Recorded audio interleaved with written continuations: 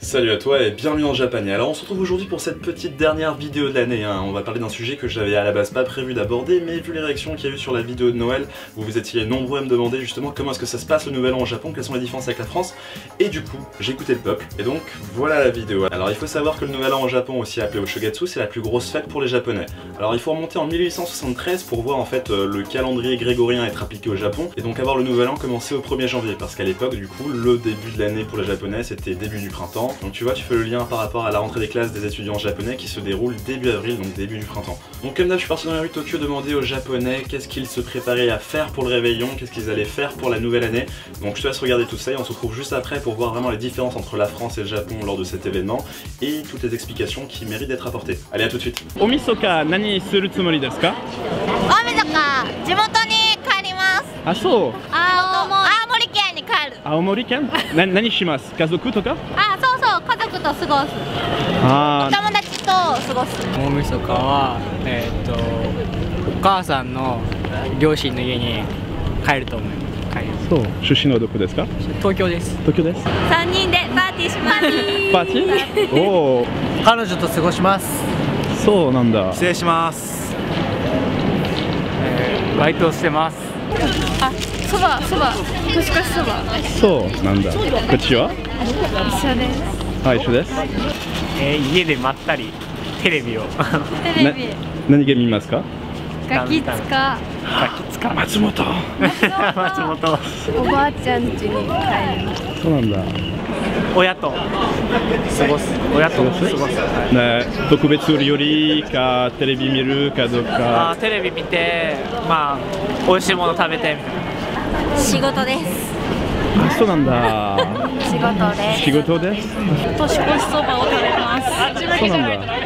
こっちは？お家でゴロゴロします。あ、ゴロゴロ。実家で家族と紅白を見てお蕎麦を食べる蕎麦パーティー。蕎麦パーティー。私はブライダル。結婚式、ウェディング。結婚のやつ。私は子供関係です。あ、そう。ま、この日は子供は寝ない？子供寝かせません。ああ、そうなんだ。寝かせません。頑張ってね。じゃあ次の日は何するつもりですか？次の日？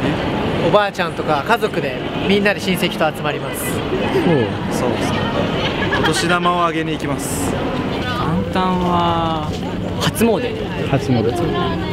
家でのんびり過ごします。あ、そう。ああ、休みね。あ、仕事したから。そうなんだ。朝起きて。初詣。初詣？初詣はお寺に。お寺？家の近く。家の近くのお寺に。そう。初詣。初詣。次の日もパーティー。もうパーティーです。お正月はパーティー。パーティー？初詣。初詣？初日の出見に行きます。そうなんだ。次の日は神社に行く？はい。仕事ですね。また仕事？仕事です。仕事。初詣。初詣？そうなんだ。特別の料理がありますか？特別おせち。おせち？おせち？普通になんかカニ食べる。ああ、そうなんだ。なるほど。テレビ見るつもりですか？テレビ見ます。テレビ見ます。何の番組見るつもりですか？笑ってはいけない。あ、ガキの使い？ガキの使いとか。じゃあ誰にもガキの使い見ない？見ます。見る？でしょ？En France, le Nouvel An, c'est très généralement un dîner bien festif avec des amis, avec la famille, puis un compte à rebours pour célébrer l'arrivée de la nouvelle année, puis généralement le lendemain on essaie de se remettre de ce qu'on a fait la veille, de la fête, etc. Au Japon c'est un peu plus complexe que ça, parce qu'il y a tout un tas de préparatifs pour le réveillon, puis pour le réveillon en lui-même il y a des traditions à respecter, et le lendemain pareil, c'est un jour placé sous le signe des traditions très généralement.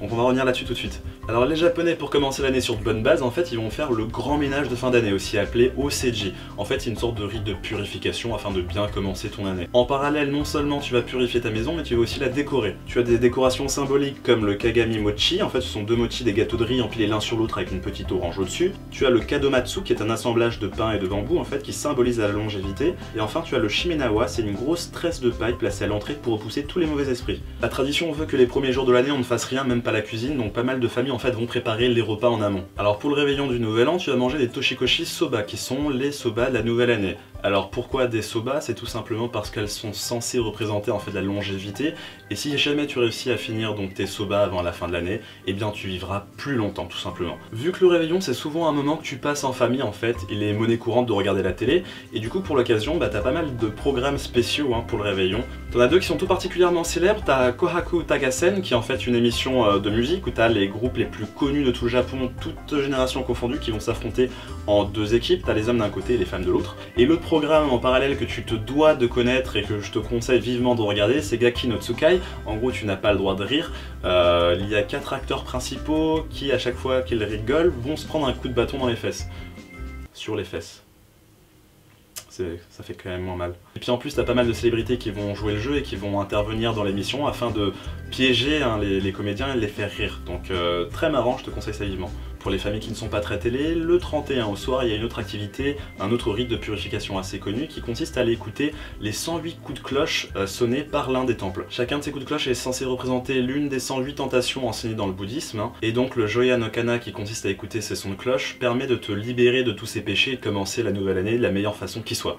En général, la nuit est assez courte pour les japonais puisqu'il y a le Hatsuhi no De qui consiste à aller en fait contempler le premier lever de soleil. D'après l'une des croyances au Japon, le fait de contempler le premier lever de soleil permettrait d'attirer la chance pour ta nouvelle année. Donc le jour de l'an, le 1er janvier, il y a énormément de personnes qui vont se rendre dans les sanctuaires, dans les temples pour le Hatsumode en fait, qui consiste à faire sa première prière de l'année. Alors les japonais ne sont pas tout particulièrement croyants ou spirituels, mais en fait c'est une tradition tellement ancrée que la plupart des japonais vont le faire. Et donc les 7 premiers jours de l'année, tous les temples voient leur trafic exploser, que ce soit les gros temples comme les petits temples de quartier. Et si on reparlait bouffe un petit peu?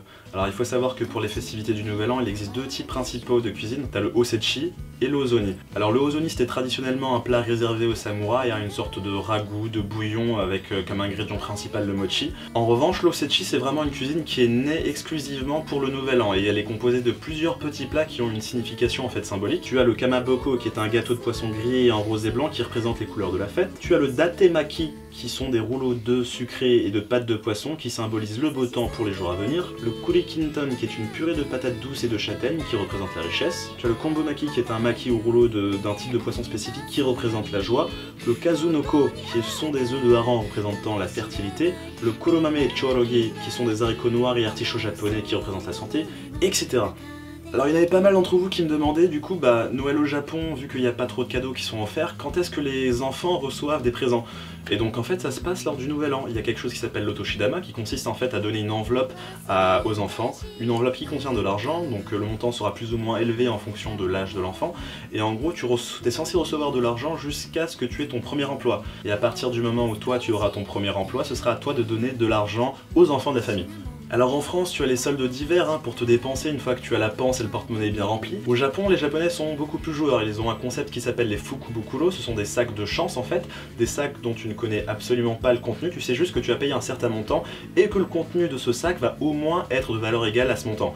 Et généralement, c'est le jackpot parce que le contenu du sac est beaucoup plus important que l'argent que tu as mis. Donc par exemple, pour un sac qui va te coûter 20 €, eh bien tu vas te retrouver avec un objet qui a une valeur de 200-300 €. Voilà, tu gagnes pas à tous les coups quelque chose d'une grosse valeur, mais c'est assez excitant d'essayer le concept en fait. C'est le moment vocabulaire avec japonais. Alors aujourd'hui on va apprendre à dire bonne année en japonais. Alors sauf qu'il y a une petite spécificité, c'est qu'il y a 2 façons de le dire. Il y a une première façon en fait de dire bonne année avant le 1er janvier et une façon de le dire après. Donc avant le 1er janvier tu vas dire Yoi Toshiyo et à partir du jour de l'an tu vas dire Akemashite Omedeto. Donc voilà, tout simple. Yoi Toshiyo, Akemashite Omedeto. Et voilà, c'est tout pour aujourd'hui, j'espère que tu as appris de nouvelles choses. Maintenant tu es censé être calé sur le Nouvel An au Japon. N'hésite pas à me dire du coup ce qui te surprend le plus dans la façon de célébrer cette nouvelle année au Japon. Vous avez été exceptionnel en 2017, je m'attendais à tout sauf ça en créant la chaîne. Et malgré le fait que j'ai mon travail qui me prend quand même 42 heures par semaine, je trouve le temps de consacrer du temps à cette chaîne, de vous consacrer du temps pour vous présenter le Japon et toutes ces choses qui vous font plaisir visiblement. Puis comme vous avez pu le voir, il y a pas mal de vidéos que j'écris parce que c'est vous qui me demandiez de traiter ces sujets-là. Donc j'espère qu'en 2018 on va continuer ensemble, vous et moi, à créer toujours plus. Tout ce que je peux vous souhaiter c'est de passer d'excellentes fêtes de fin d'année, de bien prendre soin de vous, de bien faire attention à vos proches. C'est tout ce qu'il y a de plus important, tout le reste c'est anecdotique. Donc encore une fois un très gros merci qui vient du cœur. Tchou tchou bye bye et à très bientôt.